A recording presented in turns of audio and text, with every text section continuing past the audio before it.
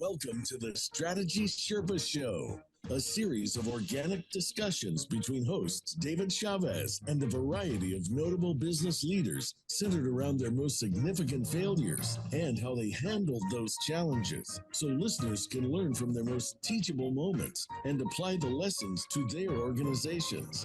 Now, here's your host, David Chavez. Hello, everybody. This is David Chavez. We're getting ready to do the Strategy Sherpa show today, and I have a great guest for you. It is Joel Stevenson, and Joel is going to share some of his wisdom with us. But before he does that, I want to talk a little bit about the cash workshop that I'm doing. It's cash focused. It's a webinar on the 30th at 1 p.m. Central Time. That's Central Time, so that'd be 11 o'clock Pacific, 2 on the East Coast. And it's going to be decoding misperceptions about your cash flow and how to help your employees understand a little bit better about cash flow so they can help you inside of your business. And but that's on the 30th, and that's 1 p.m. Central Time. But let's not waste any time because we have Joel here and he's ready to go. So Joel, welcome to the show. Thanks, David. Good to be here. Yeah, well, thank you for joining us. So we always like to start off, we do this show, and I've known you for a while now, so you appreciate this. We talk about as CEOs or executives in companies or even leaders. I've talked to even leaders also inside of the company.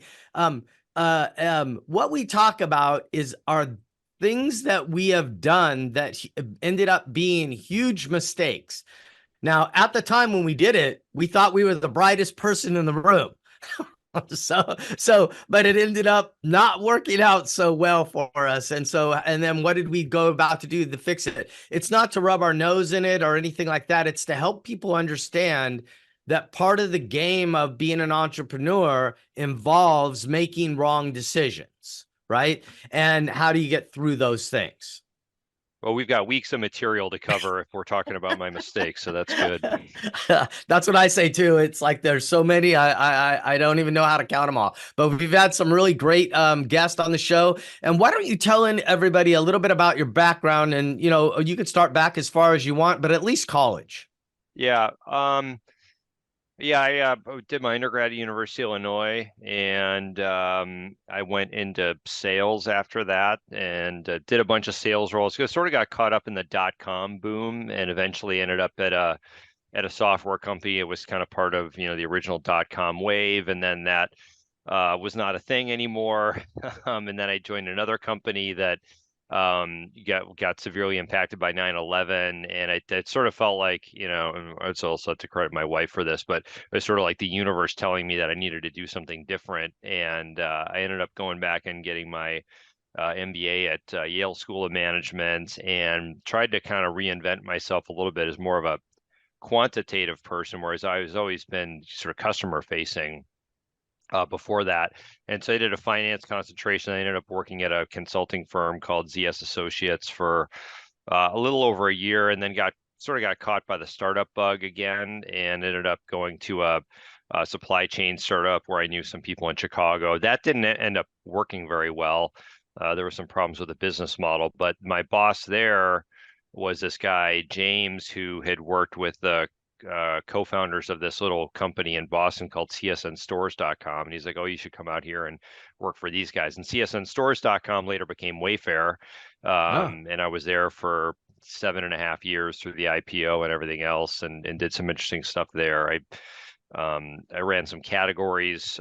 We used to have all these individual websites. So I ran some categories for a while. I ran our UK business for a couple of years. I came back and stood up our FP&A function while we were going public. And then the thing I'm most proud of is I built this B2B business, this sort of division inside of Wayfair. We got that up to about 400 million before I left. And then part of the way that we did that was we had a big focus on sales productivity, or technology as applied to sales productivity. And when I was leaving Wayfair, it just got a little bit too big for me. We had an investor in common with this other company called Yesware. And my general career rule is I only work for companies that rhyme with the one before it. So I decided to So I decided to take that job. And Hold so on, that, hold on, yeah. hold on. I can't let that statement go. So you only go with the next job with companies that rhyme with the last one. Yeah, it's actually only happened that one time, but I you love know, that joke. That's yeah. pretty good. All But it, right, it sorry does to interrupt you. it can be problematic because sometimes when I'm telling the story, I confuse Yesware and Wayfair, and everybody, it makes it even more hard to understand what's going on. But I'll try to keep it straight today. So I went from kind of a buyer of sales technology to a seller of sales technology at Yesware, and then I had started running sales and marketing there, and then took the CEO seat about a year later. We met shortly thereafter as we did some work together with the team, and then um, I was about 6 years, and then about a little over a year ago, we ended up selling the company to a Canadian company called Vendasta, which Mhm. is a company that builds technology for small and local businesses to help them, manage their online reputation, get found, all the sort of things that you sort of need to market your small business. They're into some other stuff as well. And they primarily go to market through channel, and they had a big sales team that was already a Yesware customer, and so they wanted to take the Yesware application and sort of bake it into the solution that they deliver to their channel, that in turn helps them sell more effectively to their customers. So that's what we did, and then we ended up acquiring a few other companies, and I was overseeing that group of companies sort of go to market. That was the direct go to market, because they had only gone to market indirectly via channel, but Yesware had always sold directly to the end customer. These other companies did as well, and so I kind of was looking after that for a period of time. And then ultimately my plan was to leave and do some entrepreneurial stuff. So we got that into what I felt like was a good place. And then it was time for me to move on, which brings us to today. Yeah, so today, you and I were speaking right before the show a little bit, and what's on your agenda right now? What are you working on? Yeah, so I had some time off between Wayfair and Yesware, and with a couple of partners, I started this little business where we import furniture from Asia, and we sell it on Wayfair. Like only bathroom vanities. It's like a very particular. It's kind of a goofy business, really. But we've been able to grow it. It's a pretty big business now, and but I've never really spent much time in it because obviously I've had a demanding day job for an extended period. So I want to spend some time on that. That business is called Highbury Furnishings, and then I want to try to start to incubate something a little bit new in the health insurance space, and hopefully write a book here in the next year on Ah, awesome. entrepreneurship. Yeah, the book on entrepreneurship, right? Yep. And what do you mean by entrepreneurship, just from your definition? Yeah, the idea is how do you start new things inside of existing companies? And so like when we started the Wayfair B2B business, I had always kind of wanted to be an entrepreneur, but I got married a little young. We had kids a little young. Like I had a lot of things that sort of prevented me from taking on a lot of risk at that point in my life. But there was still an opportunity to do those things. And so I had the chance to do that inside of a company, build something pretty big, and then be a CEO of a different company, and then also be an entrepreneur. And so, and I've found that all of those experiences share some common characteristics and threads. Most And definitely. so the general idea is I try to think of it as like, a book that I might write for my 30-year-old self or something, where it's like you're sitting here, you're a big company, you want to make a difference or an impact for you and that company. Like, what do you do? Kind of a Yeah, thing. yeah. And that's really good. I love the entrepreneurship even name. I've heard it a couple of times in passing, but when you had mentioned it to me a little earlier, I'm fascinated by it because if you're in an entrepreneurial company, having a few entrepreneurs with you could really help you. Yeah. Yeah.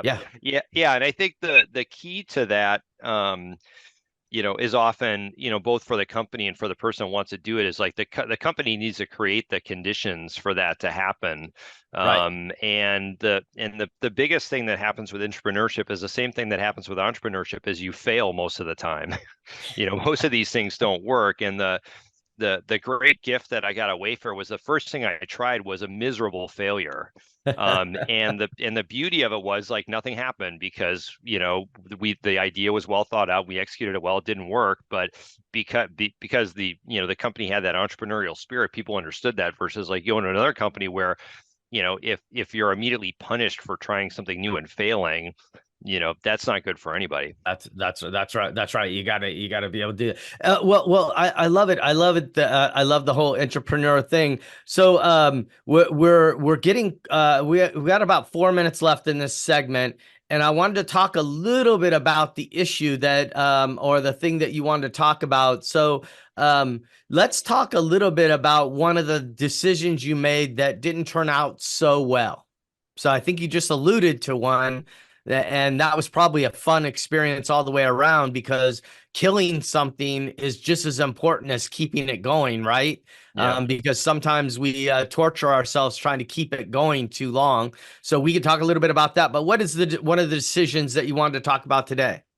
Yeah, I mean, it's almost maybe in some sense, it's almost a lack of a decision where we had a situation at um, you know, at Yes where we were selling to salespeople, and I had come from the go-to-market side. I Mhm. wasn't really a product or an engineering person necessarily, but the thing is, like, I understood our market well.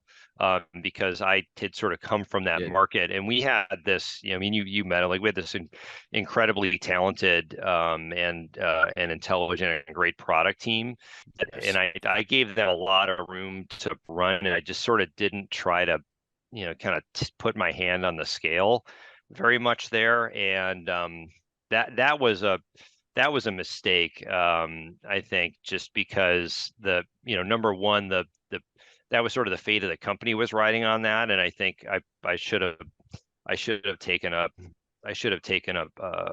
you know, a stronger view there. And also, you know, like I knew the customer better than anybody else, just because I had been doing it for so long. And that was and so it took me longer than it should have to eventually get to the place where, you know, I sort of said that, you know, I'm going to make the final decisions on what we're building. Mhm. And I wish I would have done that. I wish I would Yeah. have done that sooner. Yeah. So what you're saying is that you wanted to allow your people the space to be creative, but they didn't have the knowledge and the understanding of the customer that you did, and you should have been a little bit more influential on the decisions they were making on the product development side to match up to a little bit better what the salespeople were looking for from the software.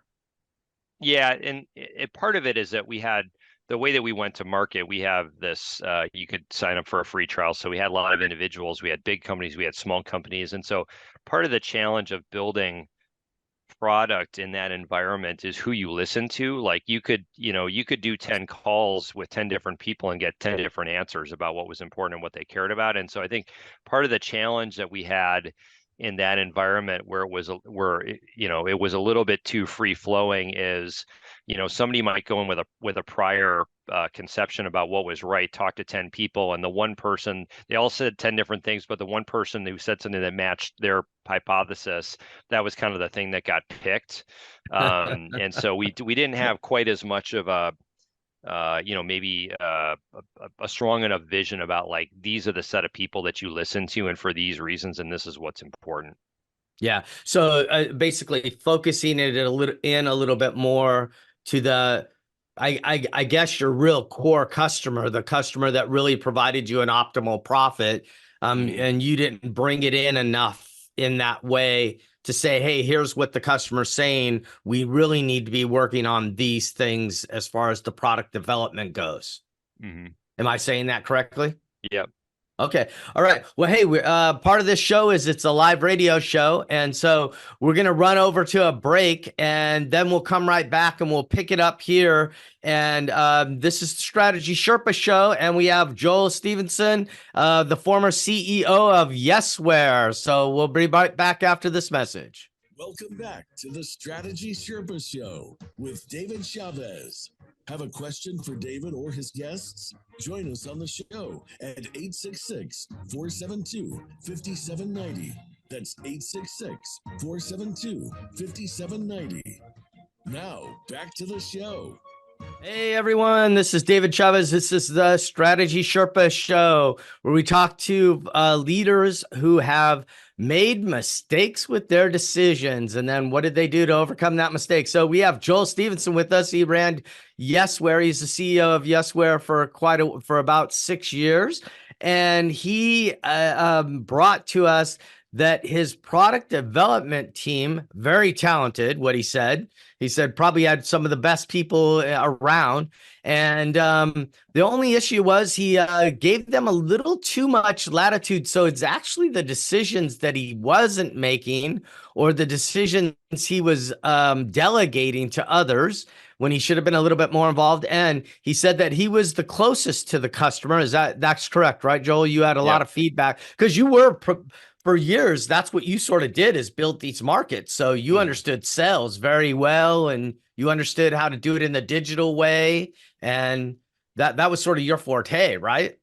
Yep. Yeah. Yeah. So talk a little bit about what happened. Talk about what happened. Like, what were some of the decisions?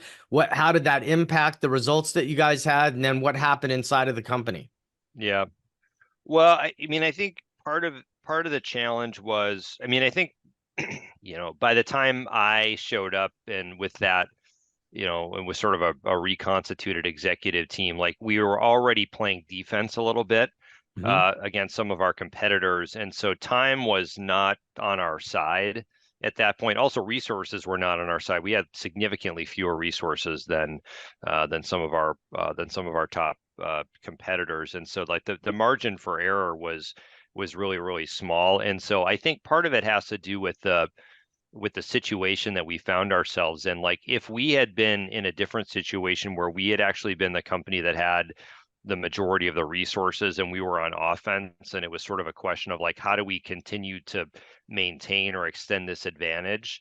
The stuff that we were doing actually might have been fine, actually might have been the right way to do it. But I think what we were, I sometimes describe it as, we ended up in a bar fight and we were sort of doing grand strategy about like, massive, colonial battlefield, tactics or something. What we really needed was to break a bottle and smash it over somebody's head. And we didn't have much time to do that.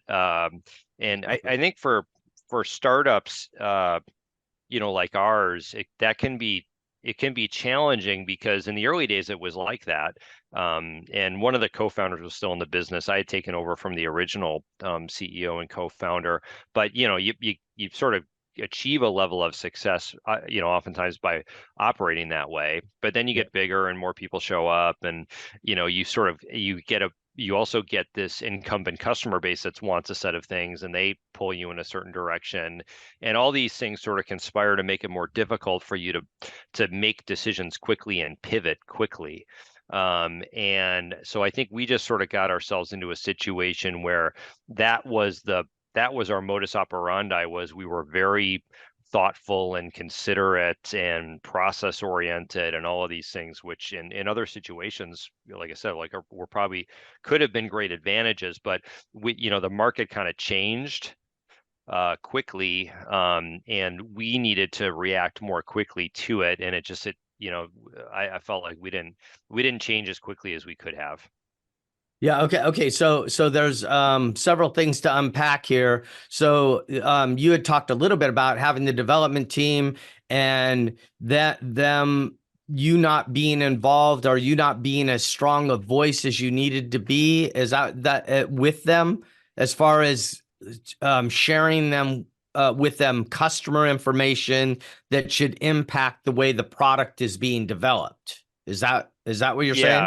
Yeah, I think just, sort of, or just, maybe being a step down in the decision-making process.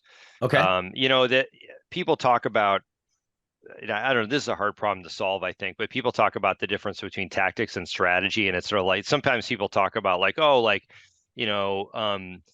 CEO, your job is to tell us that we're going to the moon, and then we're going to figure out how to get there. But then it's like, okay, well, what if I say that we're going to the moon and we're going to use a rocket to get there, and you figure out what kind of rocket it is? And they're like, oh, okay, well, that's fine. Then we're going to figure out, we should figure out the engine. I'm like, no. Like, we're going to go to the moon on a rocket with a standard engine, and you figure out everything else. It's like, so you can keep playing this game about, where does the vision stop and where does the tactics begin? And, Right.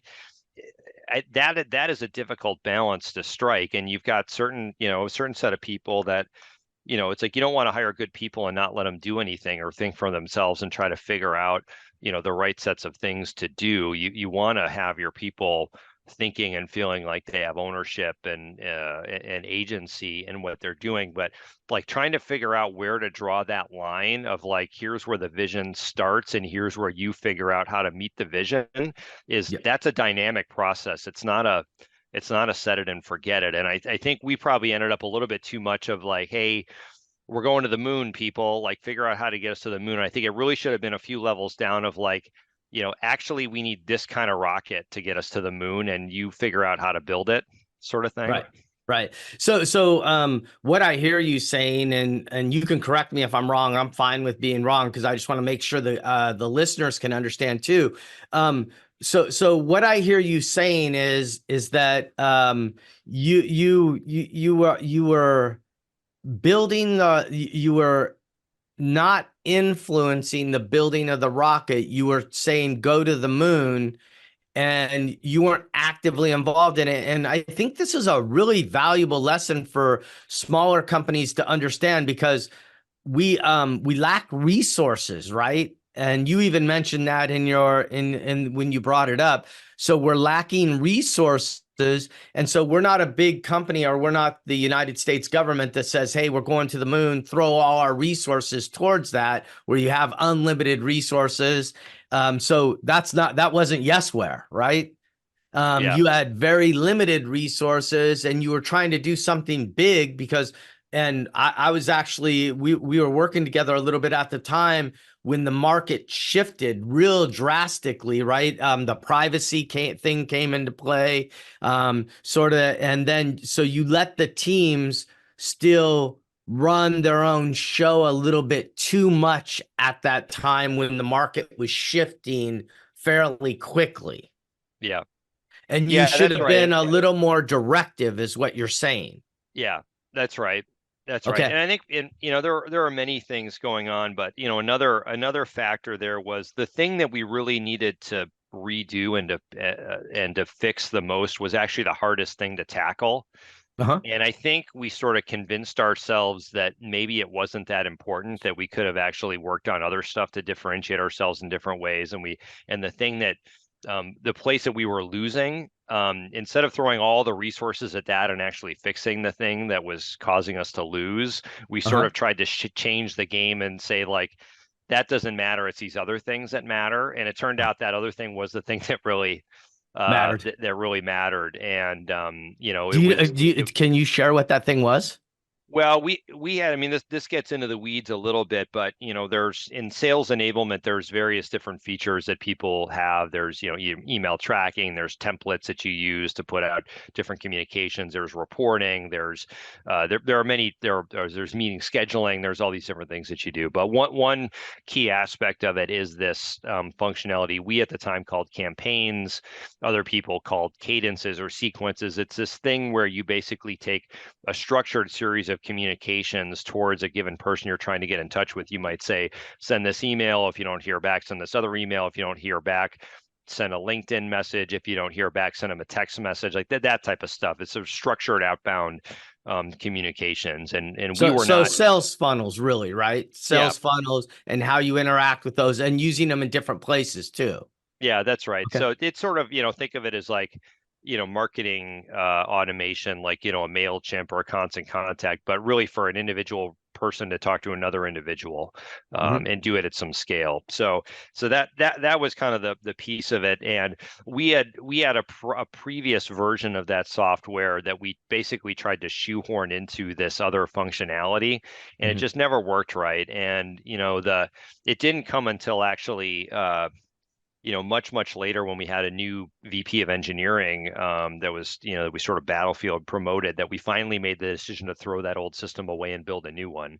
And we're still, we at the time I left, we still weren't done with that, but we should have made that call. I think we should have made that call much earlier. We should have thrown everything at that, absolutely everything. And we failed to do that. So what you should have done is what you're saying is you should have left the old software there, let it earn what it was going to earn, and at the same time, just build the new software from the bottom up. Yeah. Because essentially, there was some holes in the old software that just couldn't really be repaired. Yeah. In a quick, efficient way.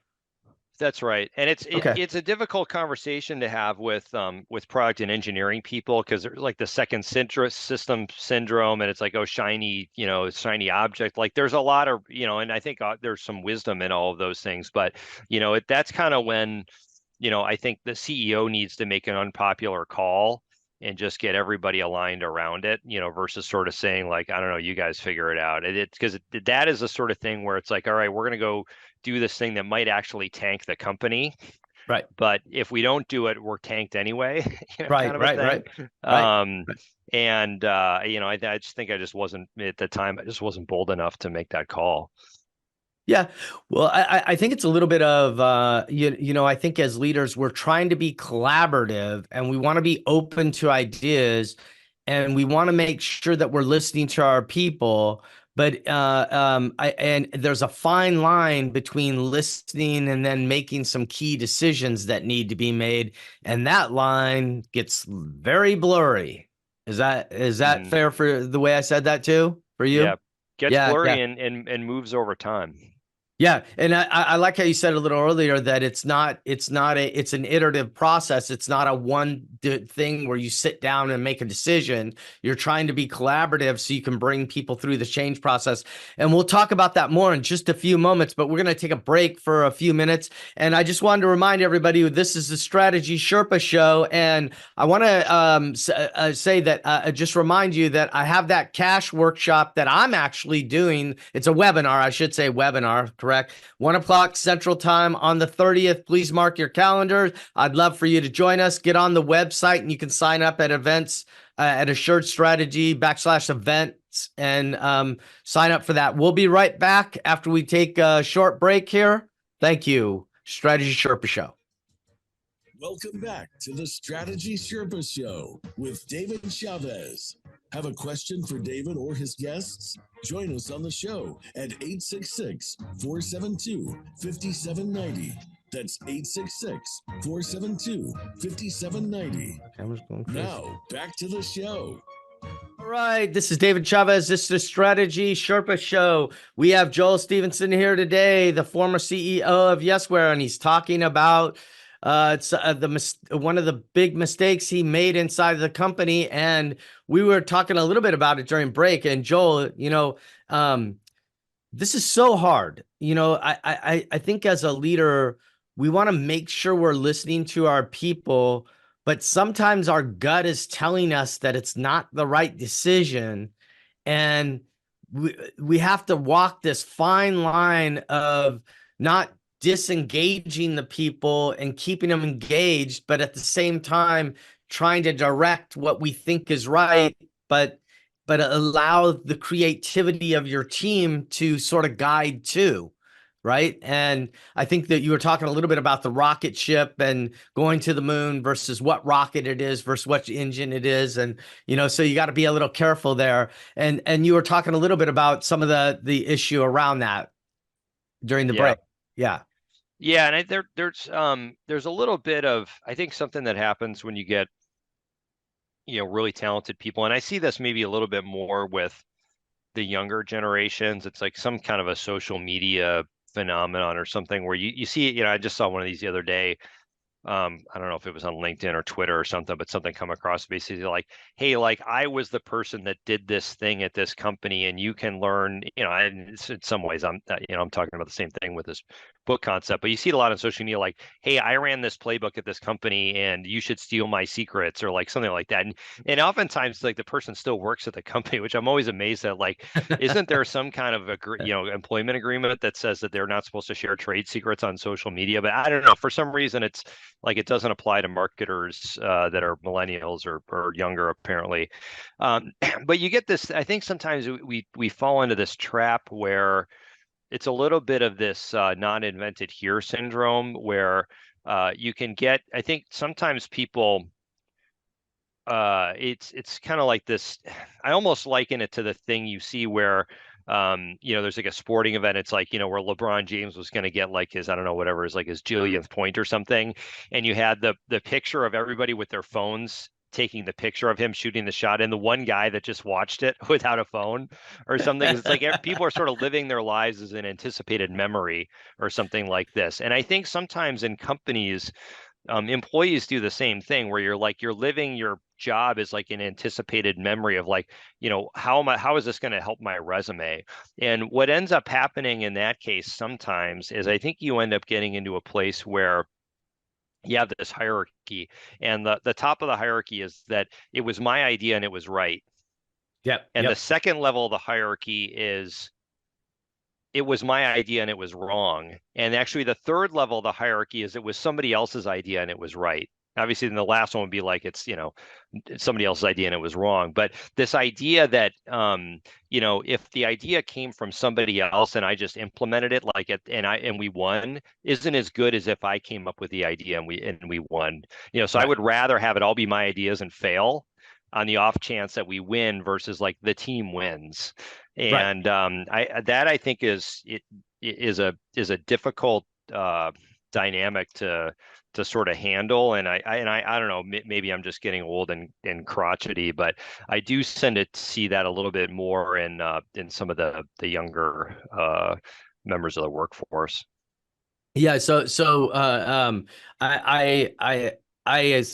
I love what you just said, because I think that sometimes in a company that's scaling, the difficulty is a lot of the stuff you see in the media, articles that are written are about larger companies who have a lot more resources and have the ability that if they're wrong on decisions, they have the ability to absorb it into the company and it doesn't impact the ability to even pay people, right? Versus when you're in a small company and these mistakes happen, and even a small to mid-size, you're making that change into a little larger company. The resources and the ability to absorb the financial losses aren't as strong, right? Mm-hmm. And so what I hear you saying, overarching, what I hear you saying is I'm trying to hold on. I should be a little bit more involved and be a little more directive when I know we're going off the rails because we don't have the resources and the financial means to absorb the massive losses. And if I'm going to be wrong as a CEO and my career is going to be have a stake on it, I want to make sure that it is on something that maybe I agreed with, maybe. Not that I needed to make all the decisions, but I at least agreed with the approach we were trying to take. Yeah, that's right. And maybe in some sense acting as more as a referee to say that it's sort of, providing a counterbalance to say, like, it doesn't matter where the idea comes from, like whether it's even my idea or somebody else's idea. The important thing is to get the right idea. Yeah. And I think that's where, like we saw this show up a little bit where our sales team had a particular point of view and feedback, and they didn't always deliver it in the best way possible, but I think that with the benefit of hindsight, they were largely correct in their assessment, and we weren't, if we would have probably taken into put greater import on what the team was saying versus sort of dismissing them as like, well, they're just one data point, like you can't listen to them. I think we would have ended up in a different spot. And as CEO, I think it was my job to sort of to participate more actively in that decision and say, no, like we're listening to this group, like they're right. I believe they're right, Yeah. So it's just it's being involved in those decisions And then if your gut is going to one or side or the other, sort of making that decision of which way we're going. Yep. Right. Yep. And you said something really interesting there, like and I see this in a lot of companies. Usually operations, or in an internet company or a software type company, operations is usually the development team, right? There's some ops that takes care of the customers and customer service and things, but the development team is really the operations of the company, because it's really solving the consumer's needs. Mm-hmm. And then so you have your salespeople and the operations people. They always love each other. And every company I worked with, they sit around and they kumbaya together and things like that. I'm being totally sarcastic, because usually these two people fight the most, right? Yeah. So the salespeople aren't delivering the message to the people correctly, which is putting them on defense, which they don't want to listen. Then they want to fight. Mm-hmm. So instead of collaborating and trying to make it work best for the company or the customer. Yeah. Yeah, and I don't think this was unique to us. That as you said, you see in a lot of different companies. And what's funny about that, or ironic about that, is that oftentimes the salespeople are very persuasive outside the company, but then inside the company they sort of forget about that skill and they just try to ram stuff through, or do it in a totally different way. And if they would just apply the same tactics that they used to try to land the big deal to sort of work with the teams internally, they would actually get a lot more done and probably would end up being better for the company in many cases. I think you just said probably one of the most profound things that with this whole thing. It's like, if the salespeople would use their talent, because I know you had some huge accounts, right? Mm-hmm. You had some really talented salespeople that had the business acumen to just go in and wow people. And then they come into the company and they didn't use that same wow that they had the ability to do, because we saw it over and over with the sales they were making, right? Mm-hmm. It's really interesting how you said that. Yeah, and some of it is is experience, and that was the with coaching and effort that got better over time. Right. But yeah, you see it all the time. It's funny. It's kind of like you sort of treat everybody the way you want to be treated, kind of thing. Only applies outside the company and not inside the company. Because if those damn operations people or R&D or whatever label you want to slap on the thing would just be better, I'd be making more money, and they that they're the problem, kind of thing. Yeah. And one of the best thing about having young people in your company is their ability to tap into the new, right? Because like kids today, I can imagine kids today coming out of like high school right now, they're going to be AI wizards in 4 years. Mm-hmm. And us old farts, we're still going to be trying to figure out what's AI. Yeah. But at the same time, I think some of the young people, what they discount is some of the wisdom we bring to the table. From having made decisions that were bad and things like that in the past, and some that were good too, and how to work with teams and things like that. So it's trying to balance those two things and keep them engaged, but at the same time, making sure they're using some of your wisdom. Is that a fair comment? Yeah, I think it takes a village in some sense of generations. And yeah, like if you want, I mean, there's evidence that's emerging now that younger programmers are doing a much better job taking advantage of some of these AI tools like Copilot and other things to code faster. And because they're maybe less set in their ways, or they're more used to this, whatever it ends up being. And so the younger generations are social media natives, like all of these things that that at least in I'm Gen X, like we're not quite as good at, or maybe not as native to. Yeah, you gotta ideally you take the best of all these different generations and what they have to offer, and that ends up kind of all the ingredients that end up baking your company cake, or whatever you want to call it. Yeah. Well, Joel, so it's an absolute pleasure having you on. I wanted to take just a moment here and just sort of summarize your wisdom that you brought to this. So the mistake was not being a little more directive when my gut was telling me the direction that the team was going was not going to probably work. Yep. Okay. And then really what you're saying too, because I think this is really important for all businesses out there, is listen to your customer. Right inside of Scaling Up, which I've been a coach with them for 15 years now. Inside of Scaling Up, we have this Rockefeller habit number 6, which is the customer feedback Rockefeller habit. And how do I get that feedback? Well, it sounds like you did a good job of getting customer feedback. You were actually engaged in some of that process, but then we didn't use that data to really help us develop the product. We sort of threw it out, and then that came from the salespeople not doing a good job of selling inside of the company. Mm-hmm. Yeah. Any last things that you would like to share with everyone? You have a new venture. Why don't you share with what you're doing? Yeah. So they could maybe look it up and help you a little bit. Yeah. Well, if you need if you happen to need a bathroom vanity, I think we make some pretty good ones. It's a little bit different than sales software, but it's kind of fun. How do they find you? Well, the easiest way to do it is we're on Wayfair, but it's kind of actually hard to find us on Wayfair because we're mostly private labeled. But if you go to one of Wayfair's sites called Paragold.com, and you do a search for Highbury Furnishings Vanity, most of our stuff should come up. So, okay, yeah, if you're in need, I think we do a pretty good job. Well, we'll put that in the description of this when we put it out to everybody, so that everybody can follow that link.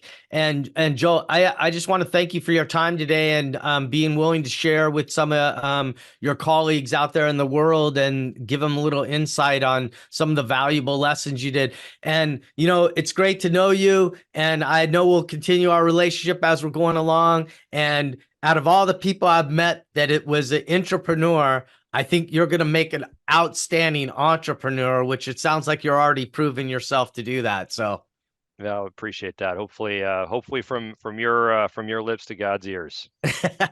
All right, Joe. Well, hey, thank you for being on the show today, and I'll look forward to talking to you soon. Take care. Sounds good.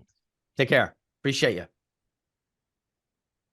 This is the Strategy Sherpa Show, and we're going to take a break, and we'll be right back after this message.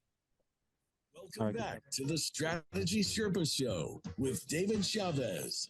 Have a question for David or his guests? Join us on the show at 866-472-5790. That's 866-472-5790. Now, back to the show. Hey everyone, this is Strategy Sherpa Show. This is David Chavez, and we just had Joel Stevenson with us, and from Yesware. He was the former CEO, and now he's off on his new venture. And I just wanted to summarize a few things. But before we do that, I want to talk a little bit about the webinar that I'm doing. I'm doing a webinar on the 30th of this month at 1 p.m. Central. And if you're interested, get on assuredstrategy.com's website and look at events, and you can go ahead and sign up right there. We only allow people that sign up into the webinars. We want to make sure that we have all the right people in there and that we can have a conversation, because what we like to do inside of our webinars is we like to talk and use real life issues to apply some of the things we teach clients.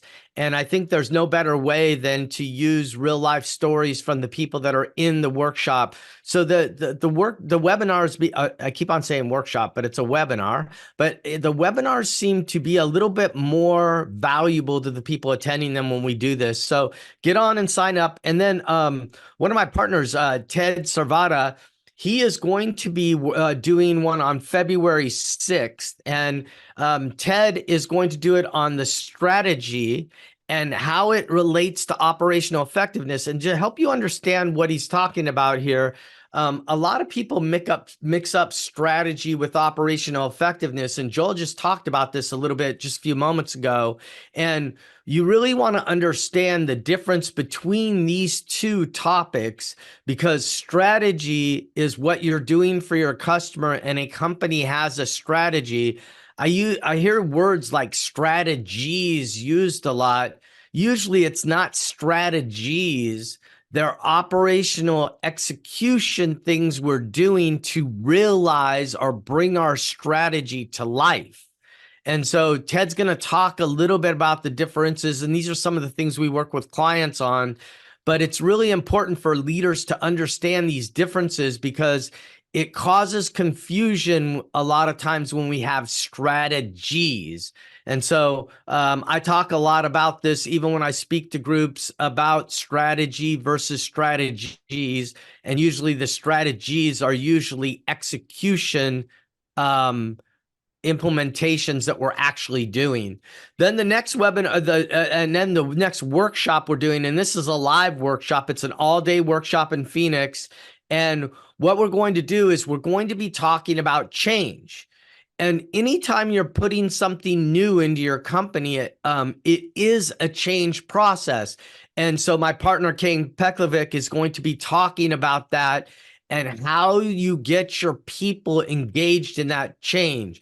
If you've been frustrated with trying to get things into your company or changes into your company, and they're just not working the way you want them to, coming and joining us in Phoenix on the 15th of February may be a huge benefit to you. It may really open your eyes to some of the things that you're doing that are causing your initiatives not to work the way you want them to work. So join Kane on the 15th of February in Phoenix, Arizona, and it is on the website also.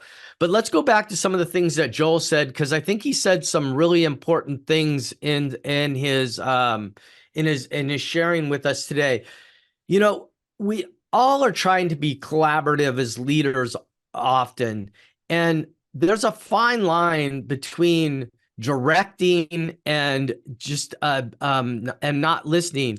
But what Joel was talking about is he had a good pulse as a former salesperson, and he had a good pulse of the market, and his operations team didn't sound like they had a good pulse on the market.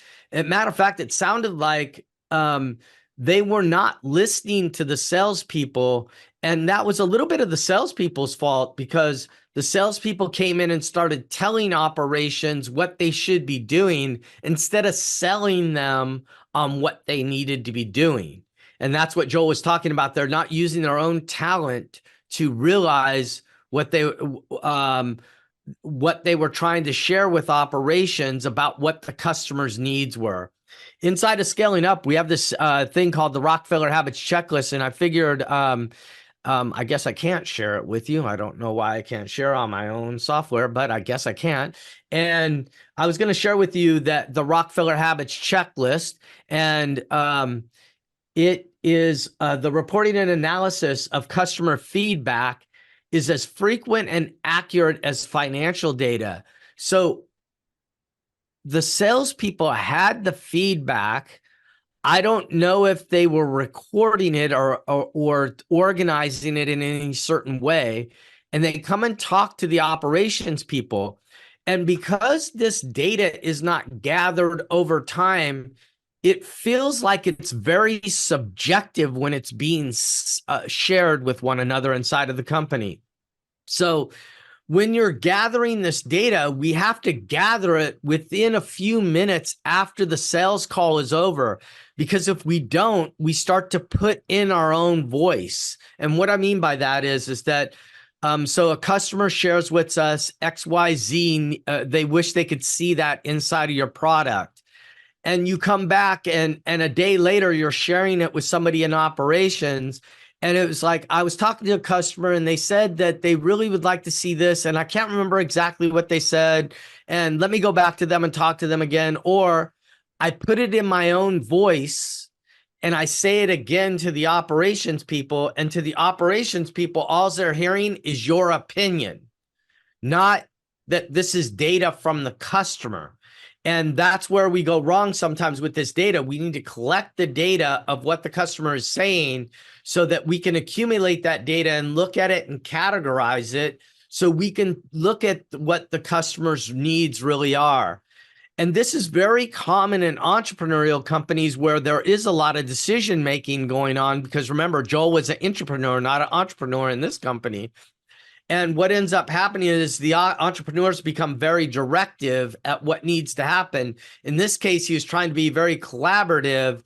And because we were being so collaborative and the salespeople weren't sharing in the way that the operations people could understand, the operations people pushed against what the salespeople were sharing with them of what they were learning with the customer. So these things have to work in together with each other. I have a lot of people ask me what scaling up is. I say it's the Rockefeller Habits Checklist. The real challenge with the Rockefeller Habits Checklist is learning some of these nuances and some of the human behavior aspects that go into it. And that's why having a really good team really matters. In other words, a team that wants to collaborate and wants to help each other and talk about issues to get great resolutions instead of pushing back against each other all the time. And I think the biggest thing Joel said today is that he needed to make a decision. He was not making the decisions. He was letting the development team make the decisions, which turned out to be a mistake. And it turned out that the salespeople were correct. And Joel sort of knew it as we were going along. I think all of us have been in this position as leaders. I know I have. Sometimes I know my gut's telling me something's wrong. I guess it's where it's at in the hierarchy, the decision. Is it a decision that'll kill the company, or is it a decision that if it's not correct, it's not going to hurt us too bad? In a smaller company, some of those smaller decisions in a larger company are big decisions. And I don't think Joel was separating those two things. And that's what he actually shared. This is the Strategy Sherpa Show, and what we do is we talk to business leaders about some of the things that they did that didn't work out well for them, so they're actually failures for them, and we try to bring them to life of how we ended up fixing them and what we did to go on if we had the chance to fix them, which Joel did not today. So I wanted to just remind you of the purpose of the show, and we really appreciate you coming and listening. And please join us for one of our webinars and workshops, assuredstrategy.com/events. We look forward to seeing you at one of them. Have a great day. This is Strategy Sherpa Show, and this is David Chavez. Thank you.